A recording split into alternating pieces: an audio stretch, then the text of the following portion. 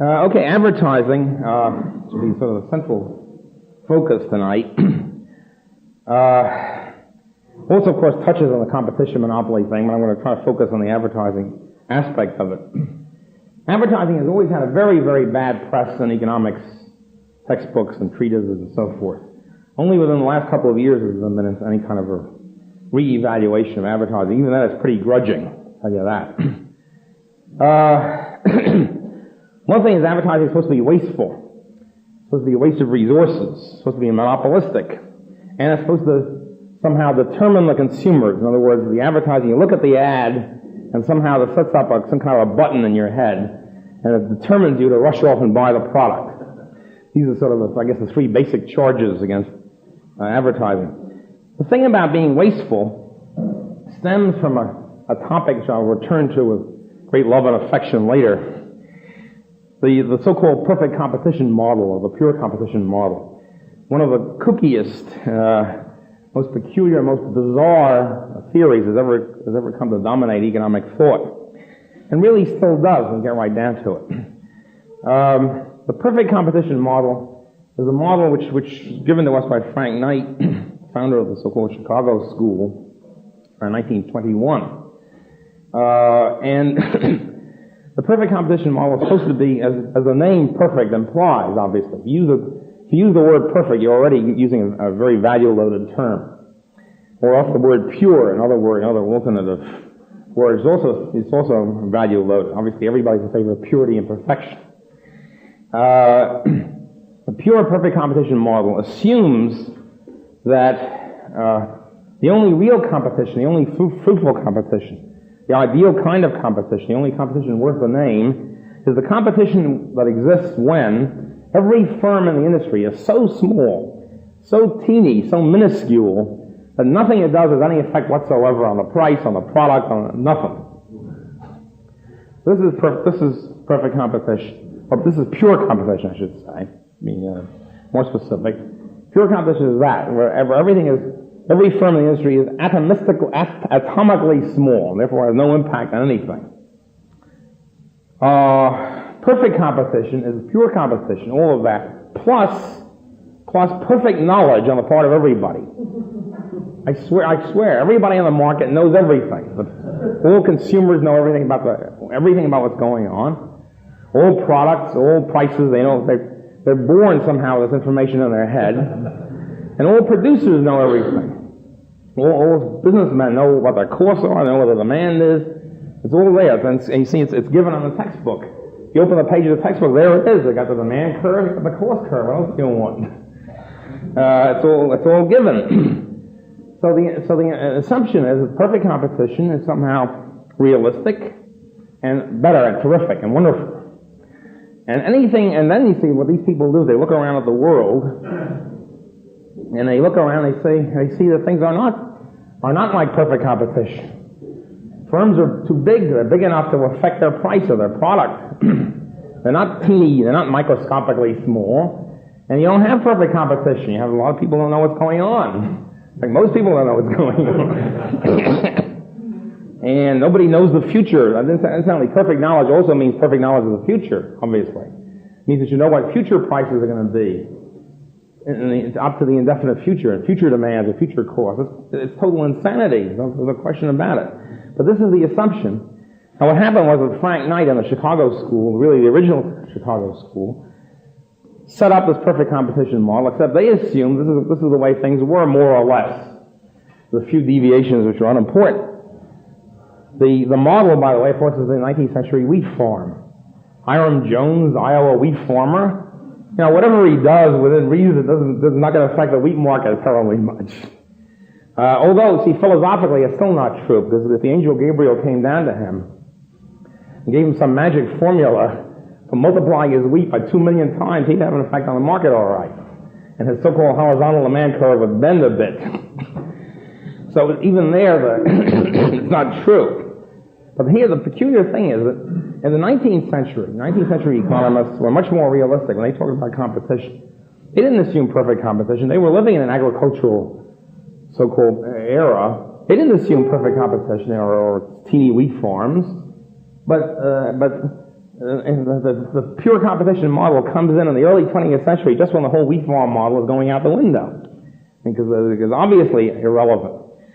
At any rate, so the Frank Knight people assumed the perfect competition, pure competition, was pretty realistic. And this is what competition is and was, and this is great, and so forth and so on. And then in the early 30s, Chamberlain and Robertson independently, Edward Chamberlain, one of the most famous PhD theses ever written, and Robertson, both coming out of their thing in the same year, 1933, essentially said, and I said, we'll get back to this when we get to monopoly and competition proper, but essentially they said, hey, wait a minute, this is not the way things are. The world is not like this. You don't have teeny wheat farms, and every time a firm does something, it influences its price and influences its market. Every firm faces a full demand curve, and there's differentiated product. You don't have because that's part of pure competition. You have 2 million firms in every industry, each one of which is producing identically the same product. If you differentiate product, it means it's evil monopoly. See, because the thing is that if you're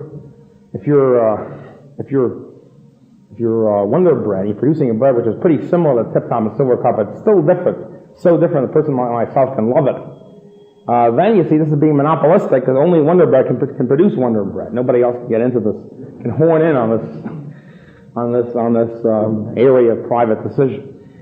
So what Chamberlain and Robinson did is they said, wait a minute, this is not the way the world is. The market isn't like this. The market is far from perfect and far from pure, and therefore it's monopolistic, and therefore it's evil, and therefore it's impure, and therefore the government has to come in and smash it in some way. Now the point is that the Chamberlain, I don't really blame the Chamberlain Robinson people, because they were working within the matrix that had been accepted by that time by orthodox economics, Frank Knight, these people having imposed it sort of on an orthodox economic. And they accepted the perfect competition model as being the proper one and the best thing to happen and so on and so on. And without considering it was totally absurd, unrealistic, and be bad if we had it, seems to me almost self-evident. At any rate, they said, well, look, we haven't got it, we're far from, and therefore the market is evil and we have to do something about it. And it seems to me this is almost as follows. I don't really blame them as much as I blame the original perfect competition model builders. At any rate, getting to the advertising end of this,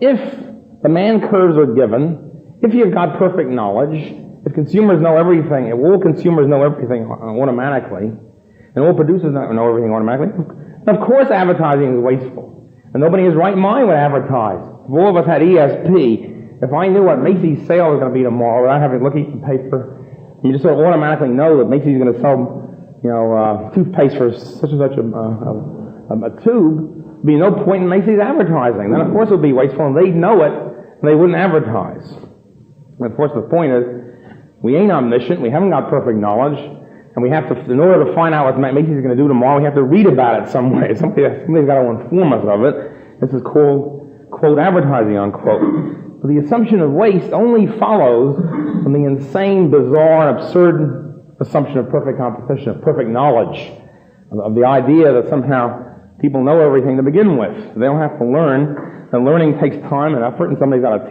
tell them, and there's a whole industry, a whole information industry built around this.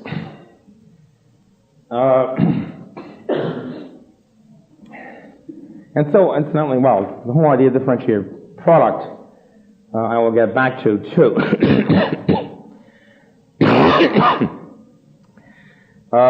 This is one of my pet peeves about differentiated product. The assumption on the part of most economists that when a product is differentiated between brands, that somehow this differentiation is artificial, evil, and imposed upon the consumer by some kind of brainwashing.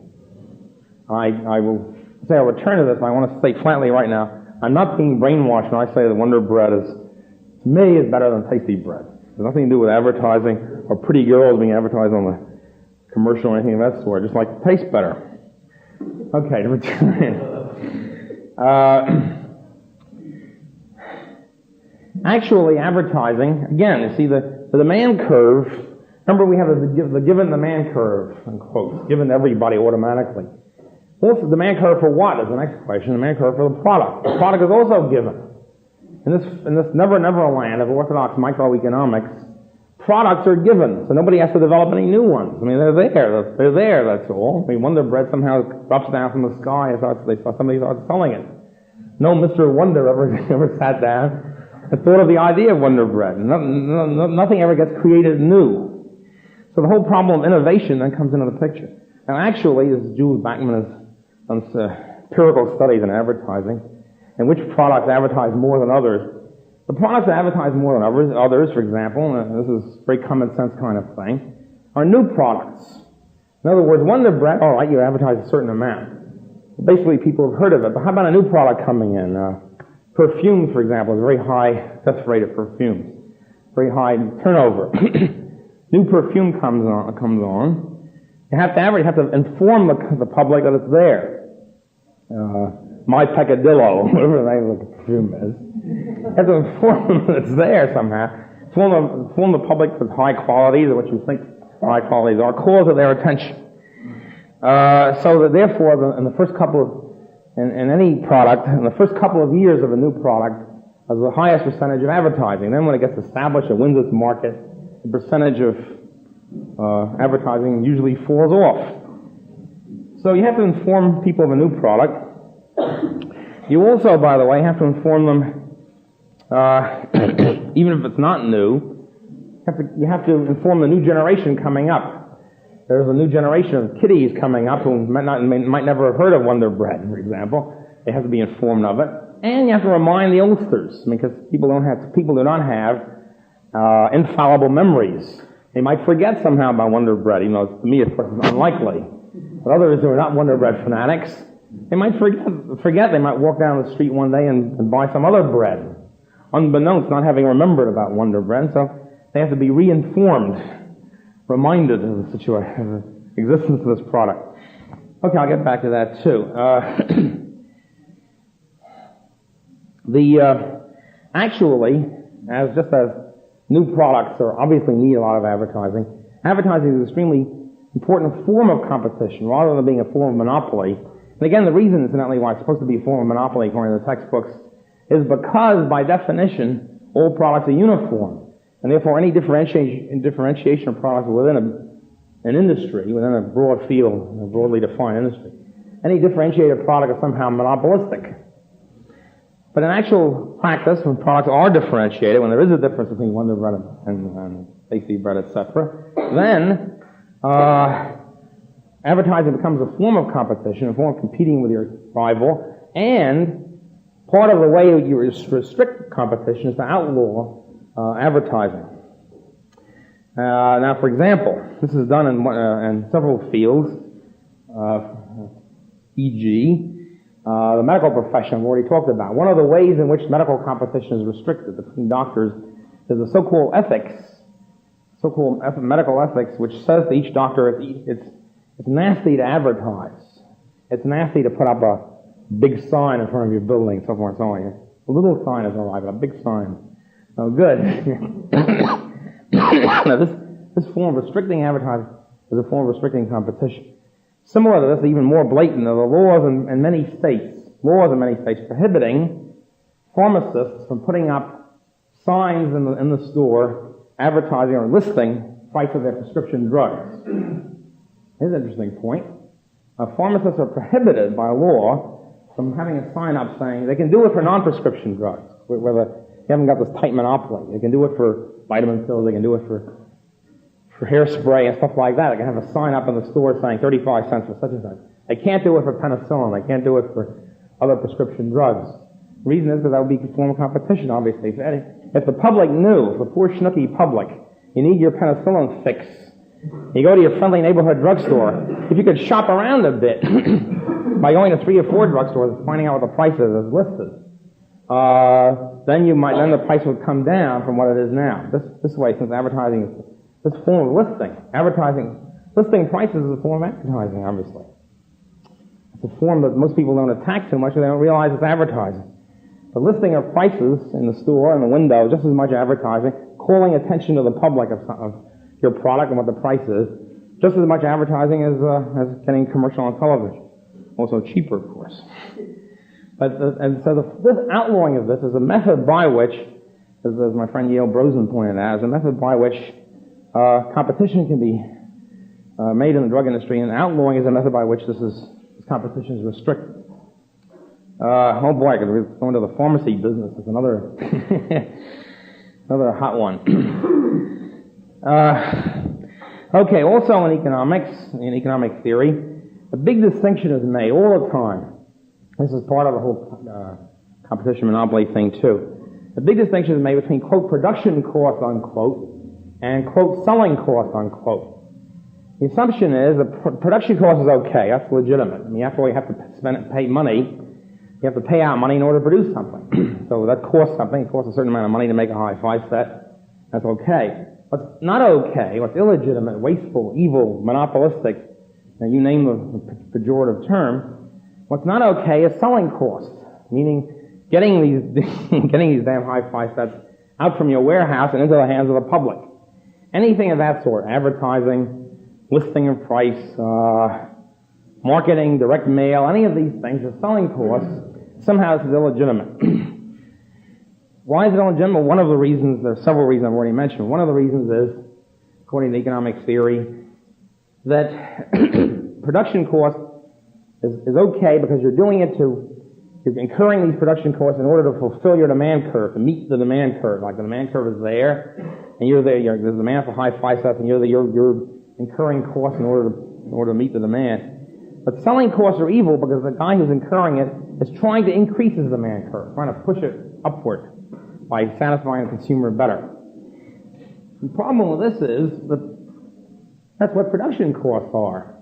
I mean, for heaven's sake, if you have supposing you're making a hi-fi set, you've made everything except the speaker, and you don't have the speaker yet, well, that's, and you put the speaker in, what are you doing? You're raising the demand curve for the product.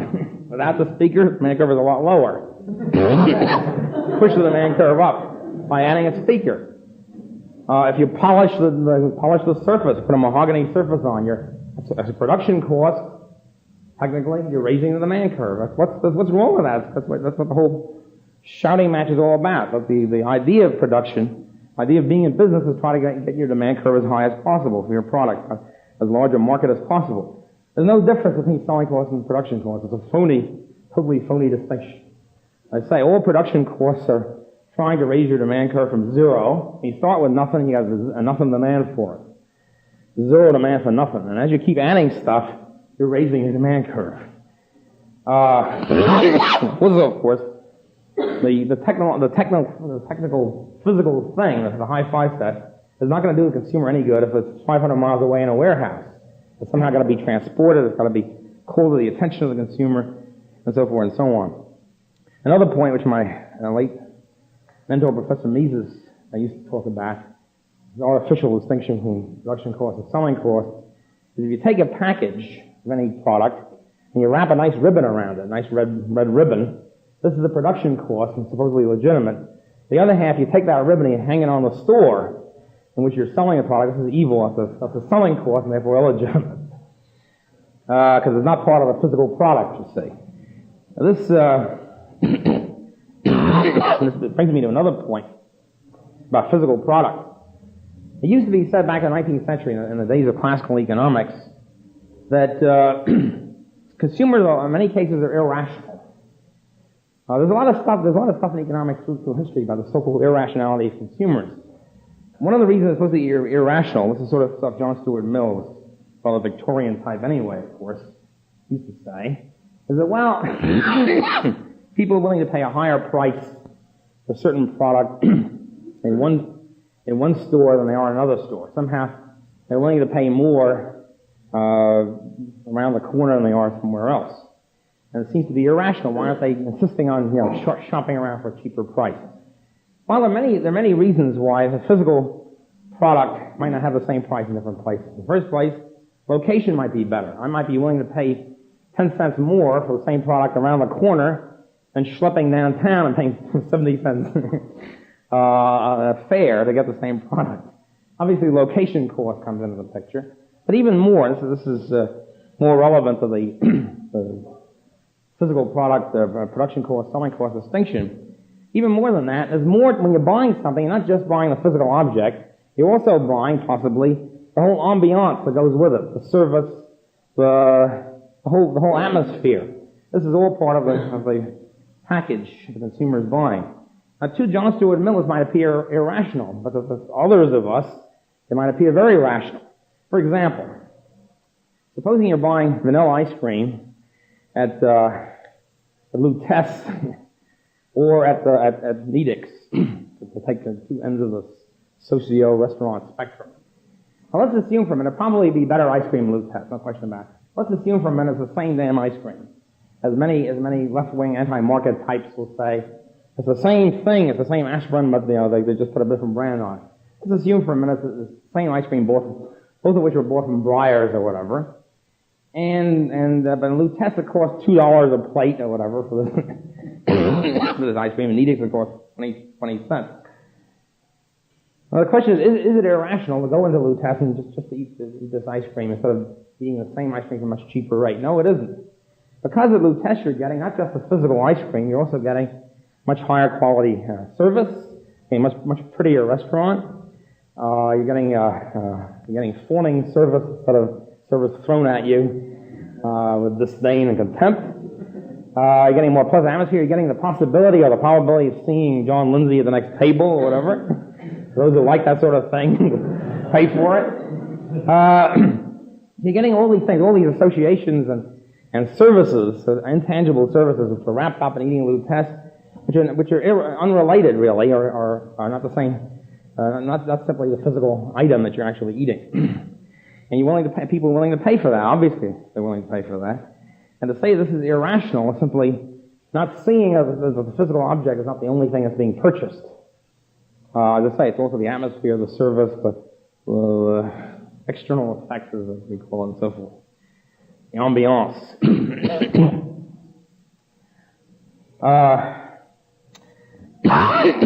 Getting back to the differentiated product now, there is this notion, as I say, which came in with Chamberlain Robertson very heavily, that in the broad industry, and industry is not defined too clearly, but industry, let's take common sense definition, that any differentiated product within that industry, any brand name, is really artificial.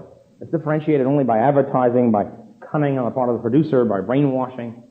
But they're really all the same. In other words, the assumption is they're really all the same thing. And they're socking the consumer more because you're paying more for it. And you have this brand loyalty which has been induced.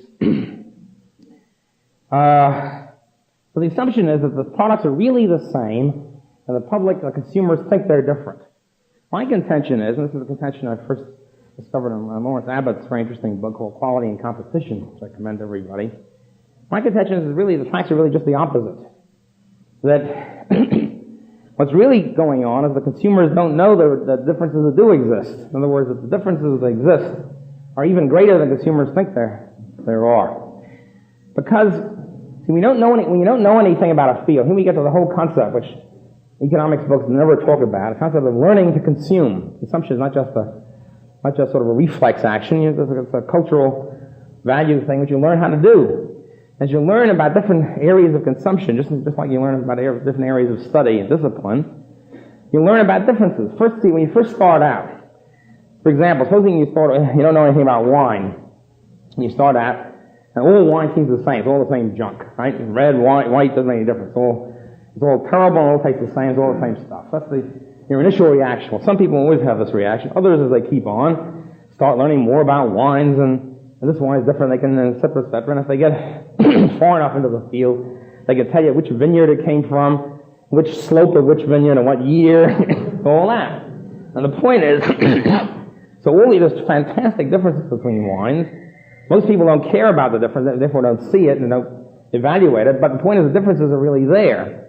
Rather than differences being artificial, differences are really there. And the consumers, as they find out more about the topic, more about the area, discover these differences more and more as they go on. So rather than brand names being artificially different, they're right on target.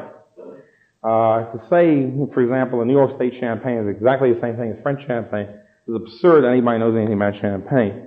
It's not an artificially differentiated product. And it goes for every area of consumption. It goes for music. It goes for some area of music. First you think it's all noise. Then as you start consuming more of it, you see also the differences, and the differences between composers, differences between players, etc., and you learn more and more about differences all the time.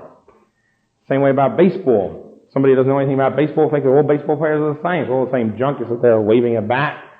As you learn more about it, you find out there's an enormous difference between Willie Stargell and the kid around the block. And so forth and so on. Now the interesting thing is that people like Galbraith, who's a fantastic snob in this area, always says that everything which the masses buy, you see, it's all the same stuff. It's all artificially differentiated. What he buys, of course, is all very subtly discriminating and different. He would never say, for example, that his economics book is the same as all other economics books. I mean, why not say that? All textbooks are the same, all economics books are the same, it's all the same junk, and that's it. As you learn more about economics, of course, you find out there's enormous differences.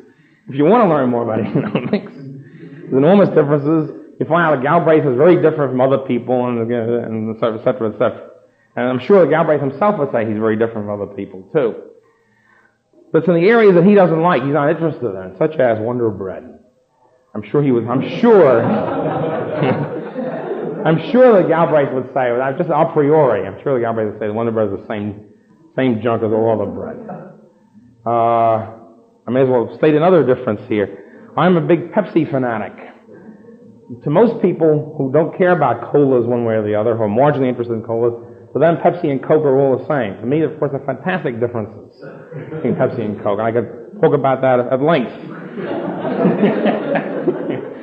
So to the real Pepsi fan, I'm sure when I started out as I was a little kid learning about cola, I'm sure I thought it was all the same too. But it's only when I became an aficionado in the field that I realized that Pepsi is much better. So rather than these differences being artificially created by advertising and by evil businessmen who have their own brand names, I would say that the businessmen are just starting off, tapping the enormous differences that really exist.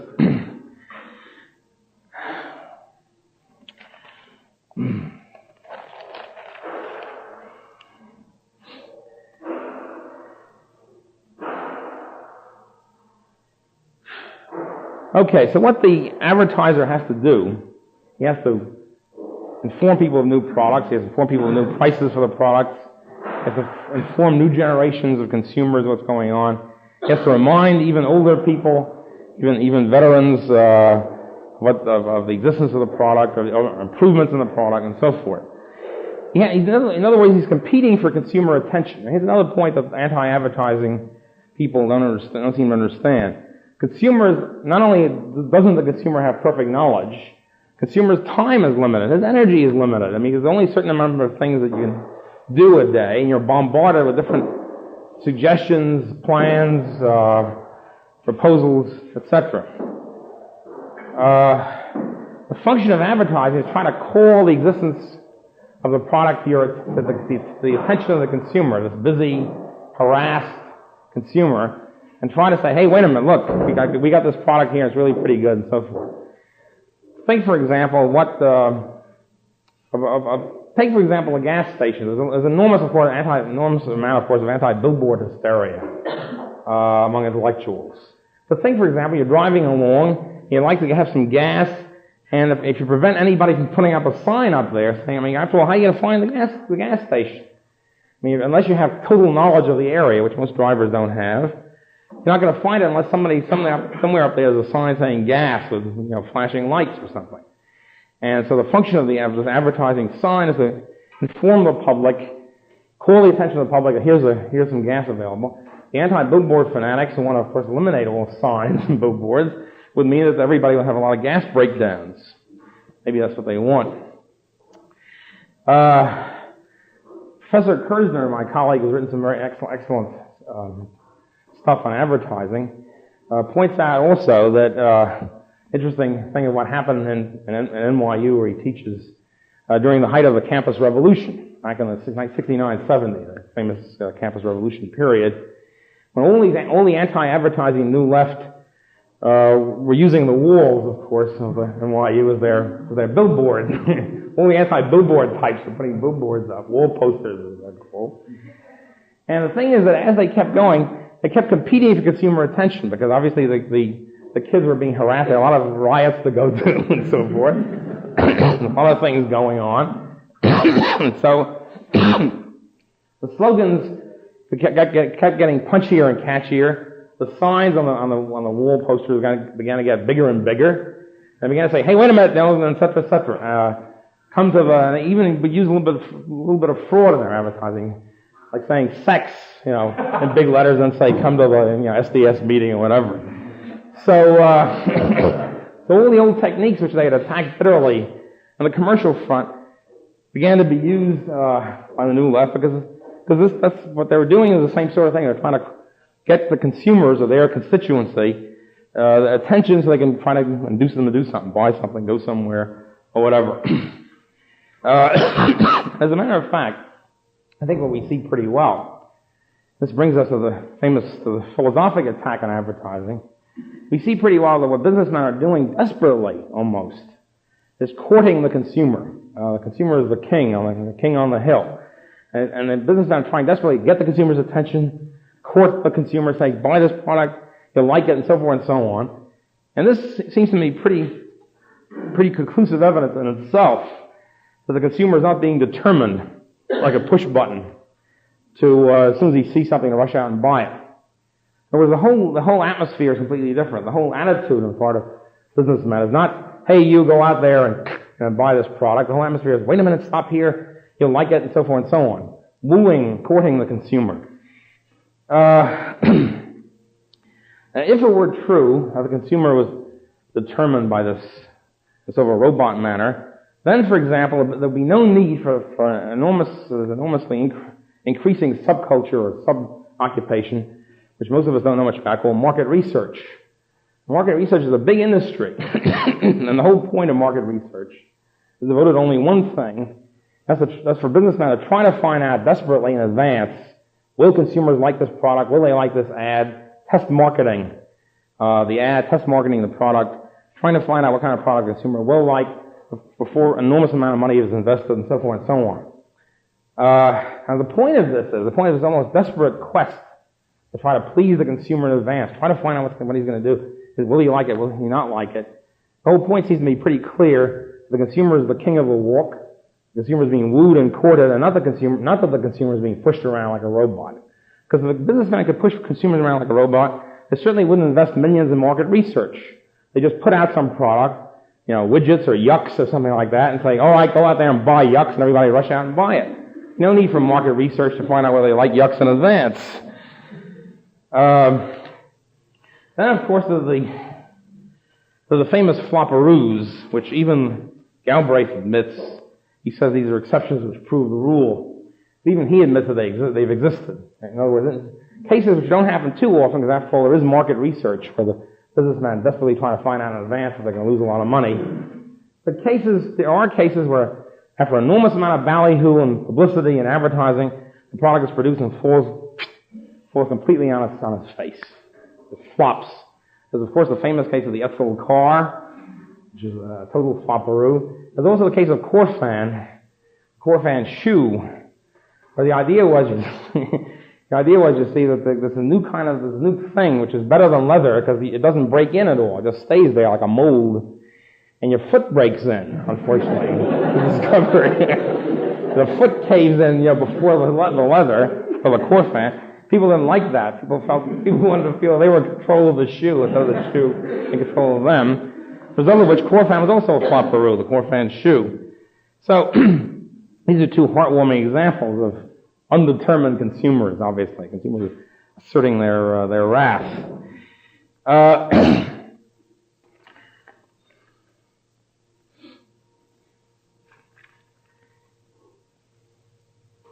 The whole determinist argument, as a matter of fact, just like in all other cases of determinism, I should say.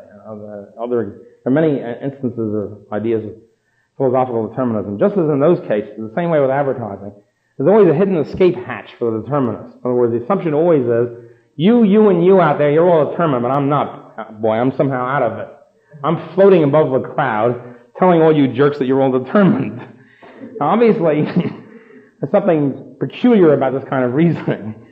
Now, if everybody's determined by advertising and brainwashed from an early age and all the rest of it, and they say go out and buy Mr. Clean. Everybody rushes out and buys Mr. Clean. If this is really the way things work, how come the Galbraith and every left-wing intellectual you ever met, how come they've risen above all this? They're not determined by anything. They don't buy a damn thing, presumably. They are free-floating intellectuals, floating on top of, levitating above the crowd, and not subject to these determining influences. While either they're superheroes and somehow heroically escape this miasma, which I somehow doubt, or there ain't no determinism, which I think is the correct solution of this. I don't think they have any sort of secret immunizing potion that has prevented them from being determined while all the rest of us have been robotized. Another point, of course, and I think this is a crucial point, that's the point with the Etzel and the Corfan also, is that on the market, and particularly on the market when we get to advertising, there's a direct feedback or a direct reality test or a direct market test, call it a reality test, of the product. I don't care how much junky advertising you're subjected to. I don't care if you sit there, if the housewife sits there all day and Mr. Clean whisks her out of the kitchen. I think it was Mr. Clean. You go out and you buy Mr. Clean, you find out. I mean, very quickly, does a giant appear and whisk you out of the kitchen? If not, then either, if you really believe this nonsense, then you have to have an IQ of something like 30. If you really believe that, then you're disillusioned. And you realize there's no Mr. Clean, there's no genie that suddenly pops up, and all the rest of it, then you forget about it. I mean, that's the market test, the reality test of puff up advertising. So you find out. You find out very quickly, as we found out about Corfan on your foot and so forth and so on. You find out the radio works. You find out whether the detergent works and all that stuff. You find out by the reality test, the market test, to see if it works or not. So in other words, advertising can only do so much. It can call your attention to something. It might even get you to buy the darn thing the first time. There's always this test. You find out if you win the girl if you use Gleam or whatever it is. If you don't, that's it. I mean, your reality test works. The interesting thing is, there is one area of life, one very large area of life, where neither Galbraith doesn't talk about, and the left liberal intellectuals don't talk about, ever in connection with advertising.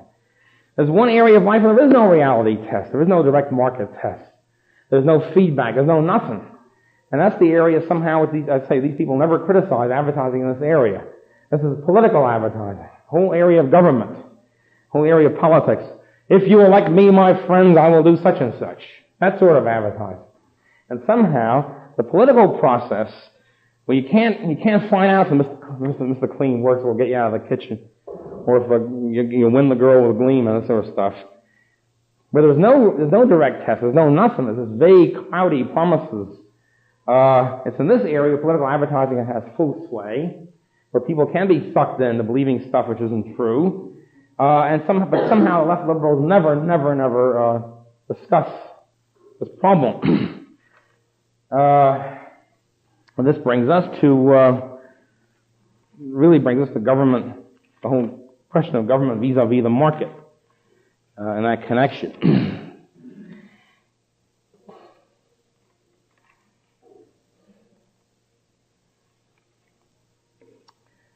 Okay, and one of my disagreements, one of my minor areas of disagreement with my mentors in the free market economics, is that Professor Mises will refer to the market as the democracy of the market, or the ballot box of the market. I think that's a smear on the market. The processes, what happens in so-called democracy is so inferior, as far as I'm concerned, as far as consumer choice goes, or feedback, or anything of that sort, so inferior to the market that they don't really bear comparison at all. For example, on the market, you buy your product, you buy a Mr. Clean, you try it, you don't buy it anymore, or you buy it some more, or whatever. You have this direct test. Also, you have complete control of your own individual purchases. I mean, you have your income, and you decide what to purchase, and which things to purchase, and so forth. You can decide to keep buying it or not buy it. And you have an enormous number of choices. I mean, even though there's a lot of griping about there should be twice as many automobile companies or something like that, still in all, we have thousands of ways in which to spend the consumer dollar. Thousands of different entrepreneurs are trying to sell us stuff. So we have an enormous range of choice, and it's a choice that keeps growing, a range that keeps growing all the time. But let's turn and contrast the government. And here's the market, which is always being attacked as being monopolistic. Right. And we turn the government, which is usually being praised as heroic and democratic and the people's will and all that. In the field of government, we have a situation where, first of all, we vote, we cast our ballot, not every day for Mr. Clean or against Mr. Clean, but every 4 years. Once. Right? Every 4 years. At best, if we really think the majority rules, which is dubious anyway, let's assume for a minute the majority rules, at best then 51% of the people will get their way, but the other 49% are shafted for another 4 years. In other words, they can't say, well, I don't want Mr. Clean. They can't say that because majority is voting for Mr. Clean. Tough. You're going to watch with Mr. Clean for 4 years. Or we'll know the reason why. 49% can't opt for his or whatever. Also, in addition to the fact you have 51% crushing the 49%, you have instead of each individual buying individual things, you have this majority, in quotes, buying the whole complete package. I mean, you elect one guy for president and one guy for congressman, etc., and that's it. And he works his will with you for 4 years. In other words, you're not saying, well, I think I'll vote for your rent policy, but against your foreign policy or whatever. No, it's a complete package wrapped up in when you vote for one guy, you're getting his entire package, period. And there's no way to break this down. On the market, of course, you're buying Mr. Clean, you're not buying it, you're buying high-fi sets somewhere else, you're not buying them, and so forth. Every individual service is broken down to their individual components and to the individual consumer. Of course, the government is totally different. The government, you have the masses collectively buying a pig in a poke, literally. You're putting one guy in, you're not sure what he's going to do, there's lots of fraudulent advertising. When I get in, I'll raise expenditures for everything and cut taxes and that sort of stuff and end inflation. And after 4 years, the guy's violated every one of his promises, and nothing happens to him. He's not sent to jail for fraud. In fact, he probably gets a pension from the taxpayer to live the rest of his life. So there's no feedback at all. There's no reality test at all. There's cloudy, vague promises, vaguely met, vaguely repudiated. Nobody knows what happened. And besides, after 4 years, who remembers anyway? If for heaven's sakes, if you can't remember what happened 2 weeks ago with your purchase, who's going to remember what the guy did 3 years ago? Also, in addition to that, on the market, despite the usual reproach of monopoly, etc., there are thousands upon thousands of choices of firms, businesses to buy from. In politics and government, there's only two. A duopoly. We have what's known as a giant duopoly. Democratic Party and Republican Party. A couple of minor parties who don't amount to much. And these two parties, not only are there only two parties, but everybody loves this. Every liberal political scientist, if you ever take a course in political science, what a wonderful thing we have, the glorious two-party system. Did you ever hear talk about a glorious two-firm system? No? That's terrible. It'd be evil and monopolistic. If there are only three firms in the automobile industry, everybody thinks that the world has come to an end. But it's okay to have two firms in the entire government apparatus, and only two. And of course, when you have a duopoly, as classical economics shows, you tend to have collusion. There are only two guys, why not? So the collusive duopoly, when the Democrats and Republicans sound very much alike, and their promises are very much the same, and then what do? Where is our choice then? It means we have no choice whatsoever. So this wonderful democratic choice, which we're offered every 4 years, is a choice between one fraud and another fraud, each of which are pushing almost the same ideology, with slight differences in rhetoric in order to differentiate the product artificially a little bit. And so here's where the only attack on monopoly, on differentiated product, on collusion, on concentration of size, on lack of choices, all that sort of stuff, all this stuff really applies to government. And yet somehow the liberal economists never apply this to government. Never. Even right-wing economists don't apply to the government. No place you get this kind of analysis. Somehow government is sacrosanct, you see. You don't apply ordinary standards to it. That's why I say that when you say the market is democratic, you're really smearing the market.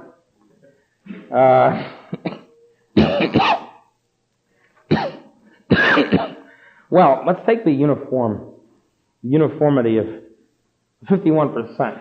Let's take a specific example, which at least until a year or two or three ago, was a hallowed example in American life, and any criticism of it was considered the equivalent of criticizing motherhood and apple pie. Of course, motherhood is sort of under attack now, and I don't know about apple pie. Anyway, it's now sort of almost legitimate to criticize the public school system. Let's take the public school system. Here's a system run by the taxpayers, let's say, run by the majority of each area. Well, you have to have you have this product. You have to run it in some way, public school. And there has to be a decision. There's all sorts of important decisions to make. Should it be traditional education? Should it be progressive? Should it be some combination of the two? Should it be sex education? Should it be religious education? Should it be push capitalism or socialism? You have dozens of different very important questions to be decided. And the point is, whatever the decision is, and usually the decision will be bland, centrist, and not annoying too many people. That will be the usual bureaucratic majority kind of decision. The point is, once the decision is made, that's it. There's no room for dissent, getting out from under the uniformity, etc. Whereas, with private education, when the parents and children are in control, consumers are in control, then instead of being one type of public school, which is imposed on the whole country, or the whole area, a robot-like, you have all sorts of different groups of parents. We'll set up and sponsor different kinds of schools. You'll have Christian schools, parochial schools, secular schools, progressive, traditional, left-wing, right-wing, etc., etc. And the consumers then will determine what kind of school they want. So instead of having a uniform, centrist kind of uniformity imposed on the top, with a market you have an enormous range, a wide range of diversity. And diversity is covering a whole spectrum of what people are interested in and willing to pay for. There's again a difference between government in action and private individuals in action on the market. Because the market really means voluntary action. That's really the result of voluntary action. Take, for example, another educational, this is one of my favorite examples on the educational front. Because education doesn't only mean schooling, obviously. We learn things all the time. And one of the ways in which we learn things is newspapers and magazines. Now, if we should have public schools, then we should also have, it seems to me, public newspapers and magazines. And can you imagine the kind of magazine that will come out? Can you imagine the kind of newspaper that will emerge from a government bureau, bureaucratic handling of it? Can you imagine how monstrous it would be? Can you imagine how dull? Can you imagine what a pain in the neck? Who would read it? Obviously nobody would read it, but the taxpayers would kick in for it. Can you imagine, for example, it'd be interesting decisions would be made. Supposing, how would they decide how to allocate their space? There's a scarce amount of space for any newspaper, any magazine. How would they decide who gets into it? Should they have this left-winger in it? Should they have a right-winger in it? How do they decide this? And of course, every decision becomes a political decision since the taxpayers are supposed to pay for this. And so they will wind up with the blandest pap you can possibly imagine. I would not be writing for this government newspaper. That's pretty clear, even if I wanted to. Okay, so the result of this, of course, is a stifling. The result of government education, whether it's schools or newspapers or magazines, is a stifling of any kind of independent thought, any kind of criticism, any kind of opposition to the status quo. This is what public schools, of course, inevitably become. They become the engineers of consent, engineers of general public support for the status quo, for the government itself. It's inevitable, regardless of how they even start out that to found a public school system. And if we get back, interestingly enough, if we get back to the origins of the public school system in this country or abroad, we find out that the origins were precisely that. But the people then were much franker than they are now, and the origins were specifically to mold the public into the general government way of thinking, obedience to the government, obedience to the powers that be. In the case of the United States, the first public schools were in New England and Massachusetts, in Puritan, Massachusetts. The idea was to mold the public and mold each little kid into the Puritan framework. So every kid becomes a steadfast, ardent Puritan. And they made no bones about it. They were very frank and open about this. The object of education, schools, was to indoctrinate, to shape the characters. Everybody becomes a Puritan. There was no democratic patina, we say, surrounding the public school system in the old days. In addition to that problem, this of course relates to, in general, the whole problem of education and the whole problem of use of resources, government, which we'll get to later too. In addition to this, there's also involved in the attack on advertising a monstrous assault on free speech. Interestingly enough, the civil libertarians were very hep on civil liberties in some areas, somehow lose their voice when they get to, for example, cigarette advertising on television. It seems to me cigarette advertising on television is a form of speech, a form of expression, and yet the government has outlawed it with no, as far as I can see, no reaction whatsoever, no complaint, no griping from the American Civil Liberties Union, no nothing. I see, as far as I'm concerned, liberties are under direct attack when cigarette advertising is outlawed. If we're going to say that somehow it's fraudulent because you're not being told at all times that you're going to get lung cancer from cigarette advertising or whatever, if we can say that we should outlaw all fraudulent advertising, I mean, this brings up an interesting point. If we're really going to outlaw all fraudulent advertising, all advertising is not going to meet its promises, what are we going to do about campaigners? What are we going to do about government? What are we going to do about all these politicians? Do we outlaw them? Well, I'm almost tempted to say yes. It's only my devotion to free speech that prevents. I'd sooner outlaw, political advertising than I would cigarette advertising. So that way, it seems to me much more fraudulent. And yet, somehow, nobody advocates outlawing that.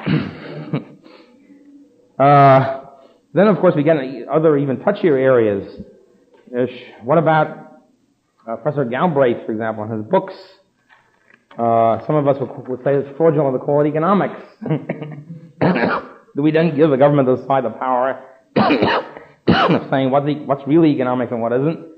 And anything which is not is really be outlawed as being fraudulent. You see there are a lot of sticky areas here when you start outlawing instruments of expression.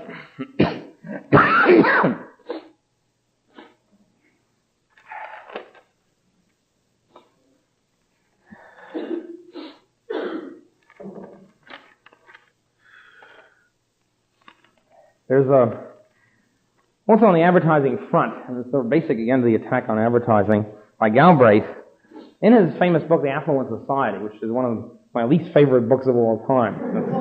It's one of these things, The Affluent Society by Galbraith. It was his first great bestseller. It came out in 1959, I think. He talks there, it was an assault on affluence. People are too capitalism is evil because we're too affluent.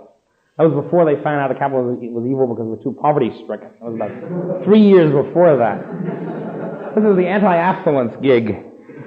At any rate, in there he talks about, the problem is that these brainwashed wants, these things which we are induced to purchase, such as Wonder Bread or Pepsi or whatever, these are artificial wants, he calls them, artificial wants. And there's this very strong implication in Galbraith. Now, artificial wants means that they're illegitimate, they're improper, they should not be expressed. This is in contrast, presumably, to natural wants. Now, what are natural wants? This is left pretty vague. It seems to me pretty. If he says it, it really does say that artificial wants are wants that are discovered from other people, learned of from advertising or from friends or whatever. Now, if you really say that, you're really outlawing practically everything except pure, sort of caveman kind of wants, like chewing up the meat. They sort of basic, just pure subsistence. Everything above pure subsistence, pure primitive subsistence, then is dismissed by Galbraith as being artificial. It's a peculiar kind of philosophic system he's got there.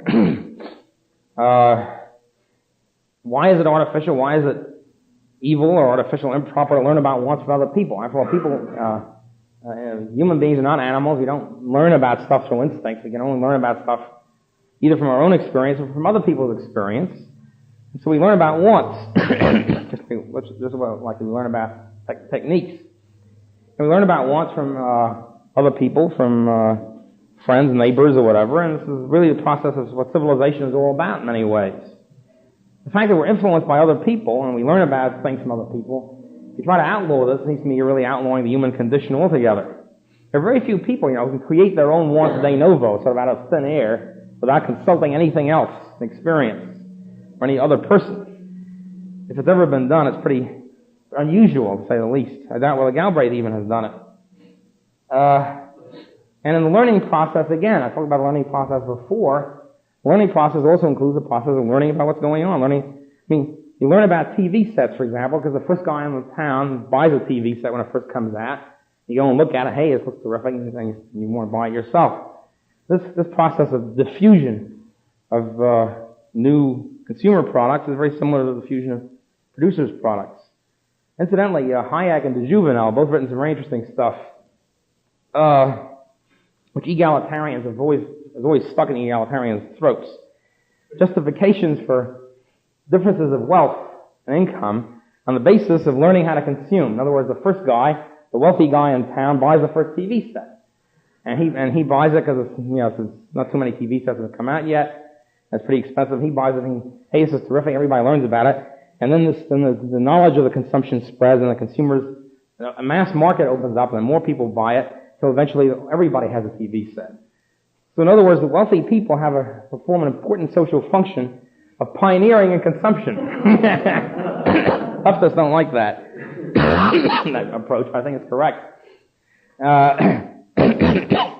Again, pointing out, there's always a person for everything. There's always a first creator of inventions or production or new products. There's also always a first consumer of everything. First guy who goes out and gets a TV set. First guy has his own private helicopter or whatever.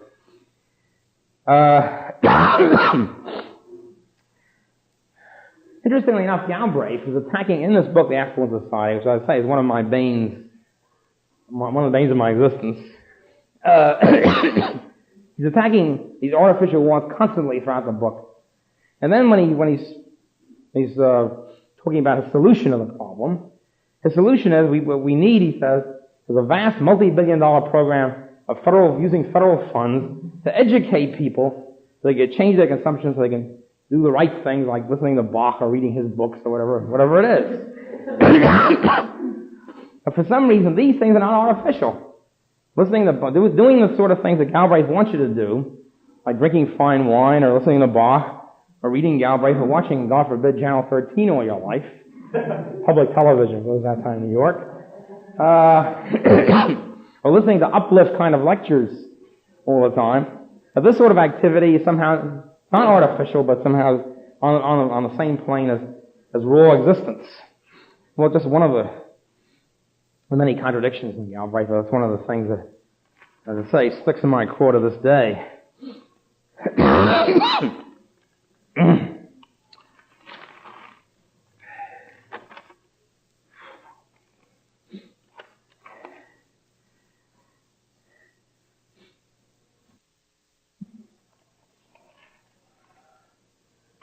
Well, we have, I should say just a word here, but a very lengthy topic. I'll just say a couple of words on it.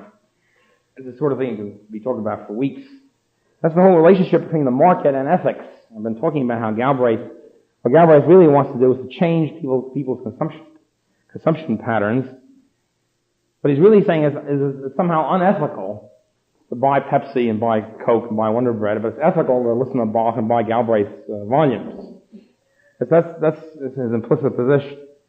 Now I can see how the point about the market or the free market, is that it leaves the public, the individuals on the market, free to follow their own values, to follow their own ethics, to buy whatever they want to buy, and they follow their own codes. Now you can say, if you want to, that some of their purchases are unethical from some position, some other position. What I'm saying is that you should try to persuade the person, if you that is an unethical purchase, rather than outlaw it. That was the difference here between coercion and persuasion. Oddly enough, Galbraith is very, very upset about the persuasion involved in advertising and the persuasion involved in market kind of selling costs, etc. He's not upset at all about coercive actions of the federal government to force people to listen to Bach or to do whatever. Somehow that's okay. That's not brainwashing. That's not that's not artificial. I think though that I think you can say if you want to that certain categories of purchases are unethical, but it's kind of difficult to say that. For example, a lot of people say that it's we're spending too much on cosmetics, sort of a common charge. Americans spend too much on cosmetics. We should spend less on cosmetics and more on bubble gum or whatever the alternative is. Well, the thing is, I don't know of any ethical system which can grind out or crank out a quantitative conclusion like that. What's the ethical optimum cosmetics purchase? I don't know. I don't think anybody else does either. If you can try to make the case that cosmetics are evil and should be abandoned altogether, I wouldn't agree with it, but that's a possible case. But to say that it should be 10% less purchase on cosmetics than there are now, I don't know how anybody can really back this up. I've not yet heard anybody set forth a system of quantitative ethics. And yet there's a lot of the ethical criticism of the market of this kind of peculiar kind of quantitative ethics. There's also, of course, in this connection, there's the familiar left intellectual critique of so-called materialism. The market forces are too materialistic, somehow encourage materialism. Actually, I don't know what sense, it gets to get vague about what sense the person is talking about materialism. If you mean concern with purely physical objects or physical consumption or something like that, then it's really the reverse of the truth, because in the primitive period, when everybody's on mere subsistence level, everybody's spending all of his time scratching out food. Nobody ain't got time to think about economics, philosophy, or anything of that sort, or high culture. High culture only becomes possible when there's a certain surplus standard of living, when the standard of living gets to the point where people have the leisure to begin concentrating on other things. Secondly, the peculiar thing about this materialism attack is, for example, somebody will say, this guy is making terrible things. This guy's making a lot of money because he's writing stuff that the public likes. It's too commercial, it's too materialistic, and he's making millions out of it, whereas I, with a great novel, making practically nothing. Well, it seems to me he should glory in this. Shouldn't be griping about it. If he's really against materialism and money and commerce, then the fact that he's making nothing out of it should be a great joy to him. Somehow it isn't. Somehow the conclusion from this is, our anti-materialist is, that somehow the other guy's material should be taken away from him and handed over to him, the anti-materialist. Well, then is more deserving of these material goodies. And it seems to me an inner contradiction by the anti-materialist. And it's always sort of the implicit conclusion to all this, that somehow either the government should tax the commercial people and hand it over to the anti-materialists or whatever. That seems to me a big contradiction there.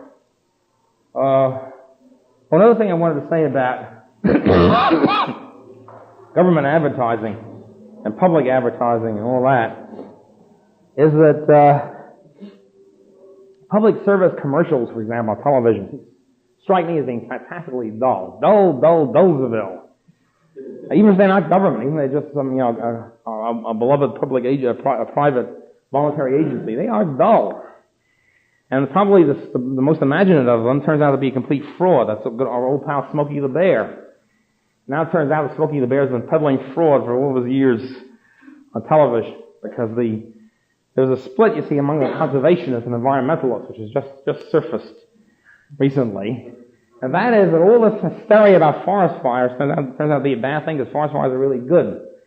See, the small-scale natural forest fires, when you don't have the government rushing to every forest fire and stamping it out immediately, you have sort of natural forest fires that clears away the underbrush, that makes the pine cones hot, And so the pine trees can then refurbish themselves and all that. You can see I'm a little hazy on the technological points. But my close friends in the nature field tell me this is true. And then they can refurbish themselves and all that. But now you see what's happened is since the government comes in and stamps out every forest fire, helped by Smokey the Bear as the theoretician of this, they don't give a chance for natural forest fires to grow, and the pine trees don't grow, and there's too much underbrush, and then a big forest fire comes and strikes down the whole forest as a result. So the government messes everything up always, regardless of what area it's involved in, even Smokey the Bear, seemingly harmless kind of thing there.